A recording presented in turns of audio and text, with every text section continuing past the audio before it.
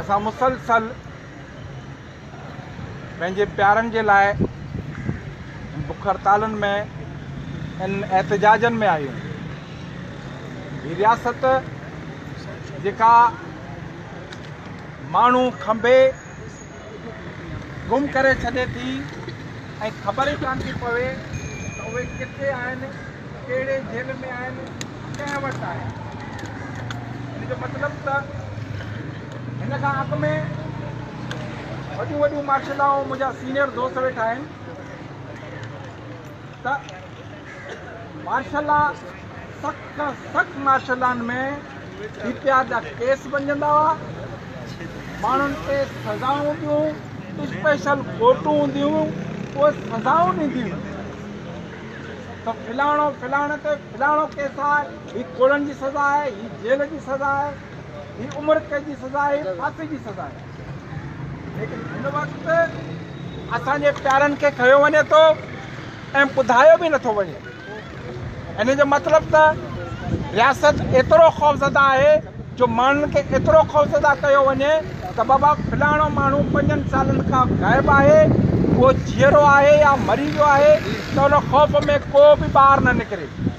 पर असांखे रहबर सिंध साईं GM साहिब छुटी करे वियो आहे जो असां हिन जदोजहद तां दस्तबरदार न थींदासीं।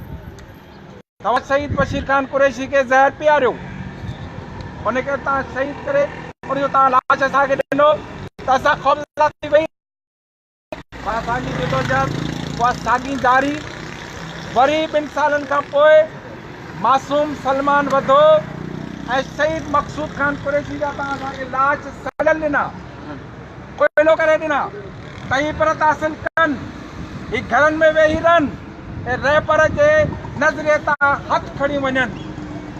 पर असीं परवाना सिंध जा, दीवाना सिंध जा, उन्हनि खे रहबर जी सुती प्यारल आहे। असांखे तव्हांजो को ख़ौफ़ न आहे।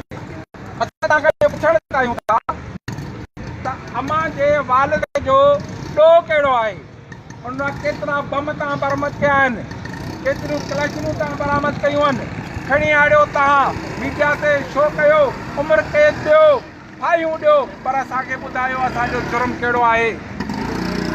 तव्हां भुलियल आहियो, तव्हां असांखे ख़ौफ़ज़दा नथा करे सघो, तव्हां हिननि असांजी नियाणियुनि खां ॾिनल आहियो।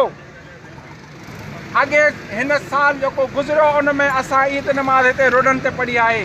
तव्हांखे एतिरो बि शर्म महसूसु न थियो त तव्हां जूं नियाणियूं शॉपिंग सेंटरनि में हुयूं, तव्हां जूं नियाणियुनि नवां कपिड़ा पाता, पर मुंहिंजूं नियाणियूं हिननि प्रेस क्लबनि ते, हिते प्रेस क्लबनि ते बुख हड़तालनि ते पंहिंजे प्यारनि जे लाइ वेठियूं हुयूं। तंहिं करे असांजी जदोजहद रहबर सिंध जी अदम तशद्दुद वारी जारी रहंदी। तव्हां केतिरा खणंदव, केतिरा खमींदव, असां फायुनि चढ़ण लाइ तयारु आहियूं, लेकिन असां उहो रस्तो, उहा जदोजहद तां कॾहिं बि इनकार कोन कंदासीं।